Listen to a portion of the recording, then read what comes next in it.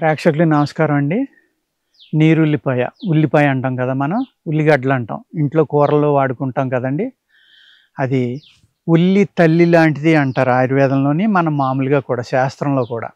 అంటే తల్లి ఎన్ని రకాలుగా బిడ్డకి తన సంతానానికి ఉపయోగపడుతుందో, ప్రేమతో చూసుకుంటుందో, అంత అద్భుతంగా ఈ ఉల్లి అనేది మనిషి యొక్క శరీరానికి పనిచేస్తుంది అన్నమాట.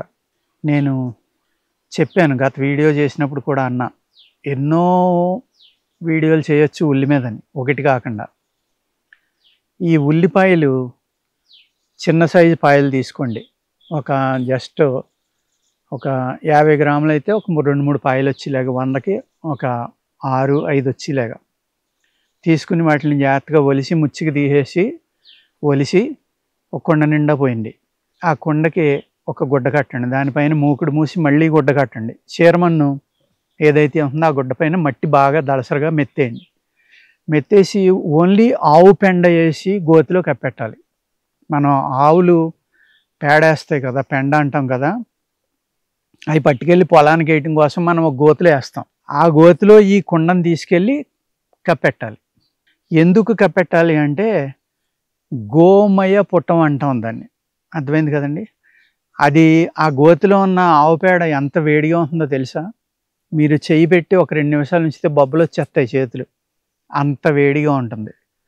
ఆ వేడిగా ఉండటం వల్ల ఆ వేడిలో ఉడికి తయారైన పాయలు అన్నమాట. అవి 4 నెలలు వదిలేయాలి. అందులో అవి ఏం చేస్తాయి, ఉడికిపోయి గట్టిపడిపోతాయి. తర్వాత వాటిని తీసి బయటికి రోజు 1-2 పాయలు మీరు భోజనం చేసి ముందర తిని భోజనం చేయాలి. వీర్య వృద్ధి అంటే ఎవరికైతే స్పెర్మ్ తక్కువ ఉందో వాళ్ళకి పెంచడంలో చాలా బాగా, అంటే చాలా బాగా పనిచేస్తుంది. అర్థమైంది కదండి. ఏం చెప్పాను నేను? ఉల్లిపాయలు చిన్న సైజు, ఈ సైజు తీసుకుని ఒలిసి కొత్త కుండ తీసుకుని బాగా కడిగి దాన్ని ఆ కుండలో నిండా పోసి ఒక గుడ్డ కట్టి దానిపైన మూకుడు మూసి ఆ మూకుడు పైన ఇంకో గుడ్డేసి జిగురు శీల చేయటం అంటాం మేము ఆయుర్వేదంలో. అలాగ జిగురు మట్టితోటి శీల వేసేయండి. వేసేసి దాన్ని ఆవు పేడతోటి ఉన్న గోతిలో కప్పెట్టాలి. దాన్ని పైన కూడా పెండ ఉండాలన్నమాట. అలా కప్పెడితే దాని యొక్క వేడికి ఉడికిపోతాయి, లోపల ఉన్నాయన్నీ ఉడికిపోయి బాగా చక్కగా తయారవుతాయి. 4 నెలలు ఉంచాలి.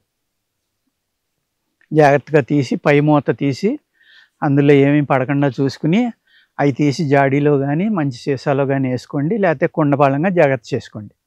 డైలీ ఉదయం ఒక పాయ, సాయంత్రం ఒక పాయ తింటే అద్భుతమైన మగతనం కలగటమే కాదు, మీకు స్పెర్మ్ కౌంట్ విపరీతంగా పెరుగుతుంది, వీర్య వృద్ధి అవుతుంది, చాలా బాగా పనిచేస్తుంది అనమాట.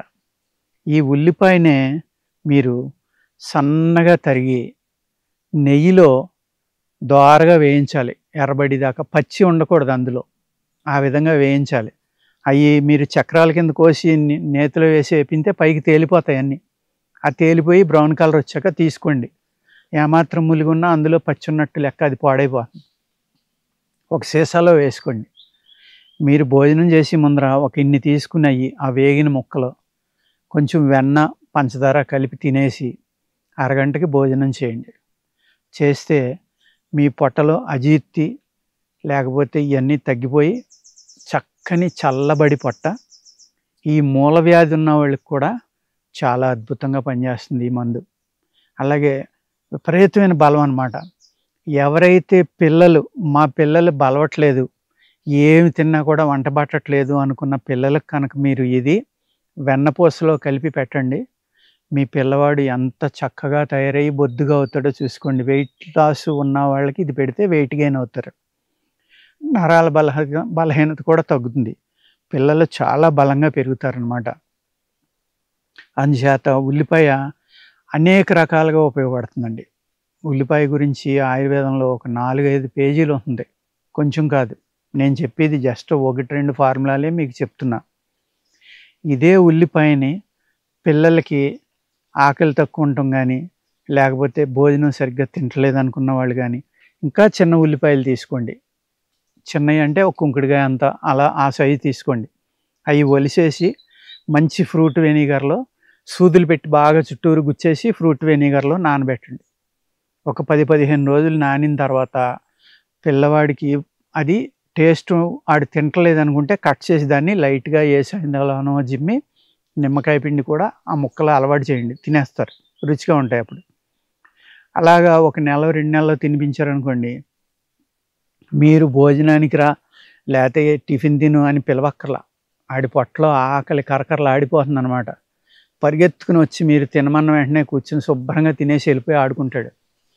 అంచేత పిల్లల యొక్క అజీర్తి తగ్గించి ఆకలి పెంచడానికి ఈ నీరుల్లిపాయ అనేది చాలా బాగా పనిచేస్తుందన్నమాట. ఈ నీరుల్లిపాయ యొక్క రసం మీరు పచ్చికాయని మిక్సీలో కొట్టుకుని గుడ్డలో వేసి పిండిన రసం వస్తుంది కదండి, ఆ రసం ఒక 2 చుక్కలు కనుక కళ్ళల్లో వేసుకుంటే బాగా మండుతుంది, కానీ కళ్ళ కలకలు వస్తాయి కదండి, ఒక 3 రోజుల్లో తగ్గిపోతాయి, కానీ కళ్ళు బాగా మండుతాయి. అలాగే అపస్మారం, మూర్ఛ అంటాం కదా, ఆ మూర్ఛ వ్యాధి వచ్చే వాళ్ళకి ఈ నీరుల్లిపాయ చుక్కలు మూర్ఛ రాగానే వెనక్కి తిప్పి పడుకోబెట్టి ఒక 2 చుక్కలు ముక్కులో వేయండి జాగ్రత్తగా. వెంటనే ఉలిక్కిపడి లేచి కూర్చుంటారు, మూర్ఛ తగ్గిపోతుంది. ప్లస్ ఆ మూర్ఛకు సంబంధించిన క్రిమి కూడా చచ్చిపోతుంది. కొన్నాళ్ళు అలా చేశారంటే మూర్ఛ వచ్చినప్పుడల్లా ఈ మూర్ఛ వ్యాధి అనేది కూడా తగ్గిపోతుంది అనమాట. అర్థమైంది కదండి, ఎన్ని రకాలుగా పనిచేస్తుందో చూడండి నీరుల్లిపాయ అనేది. దాని రసం గుడ్డలో వేసి పిండమన్నాను కదా, ఆ పిండిన రసాన్ని ఒక 250 అంటే 25 ml, 250 కాదు 25 ml కనుక మీరు తాగారనుకోండి, మీరు అది తాగలేము, బాగా వాసన వస్తుంది అనుకుంటే కొద్దిగా ఎక్కువ వేయొద్దు, నిమ్మకాయ చుక్కలు వేసుకోండి, లేకపోతే ఒక చిటికెడు ఉప్పు వేసుకోండి, ఎక్కువ వేసుకోకూడదు. అలా కనుక ఉదయం సాయంత్రం మీరు తాగారనుకోండి, మీకు ఈ శుద్ధ పడుతుంది, దేని మూత్రంలో శుద్ధ పడుతుంది అనమాట. శుద్ధ పడే వాళ్ళకి తెల్లగా వెళ్తుంది. మాకు కొంతమంది కేసులు వస్తూ ఉంటాయి. అటువంటి వాళ్ళు కనుక ఏ మందు అక్కర్లా, ఏ డాక్టర్ అక్కర్లేదు. శుద్ధపడితే కిడ్నీ పోయిందని భయపడిపోయి చాలామంది డాక్టర్ల దగ్గరికి పరిగెట్టి నొరగొస్తుందని పరిగెత్తి అటువంటి వాళ్ళు ఉంటారు చూడండి. ఈ వెల్లుల్లిపాయ రసం అనేది చాలా చక్కగా పనిచేసి మీ మూత్రంలో పడే శుద్ధకట్టు కానీ, మూత్రంలో ఈ శుద్ధ అనేది అడ్డుపట్టడం వల్ల మూత్రం స్లోగా అవటం కానీ, ఫ్లో సరిగ్గా లేకపోవటం, స్టోన్స్ చిన్న చిన్నవి ఇవన్నీ కూడా కరిగిపోయి నీరుల్లిపాయ ఒక చక్కని రెమెడీగా మీకు పనిచేస్తుంది అనమాట. కాబట్టి నీరుల్లిపాయని చులకన చేయకుండా, కొంతమంది తినరు, అది ఆ తినని వాళ్ళకి నేనేం చెప్పలేను, కానీ ఉల్లిపాయ తినటం అలవాటు ఉండి ఉల్లిపాయ కూరల్లో కానీ తినటం కానీ అలవాటు ఉన్నవాళ్ళు చక్కగా వాడుకోవచ్చండి. అర్థమైంది కదండి. నమస్కారం.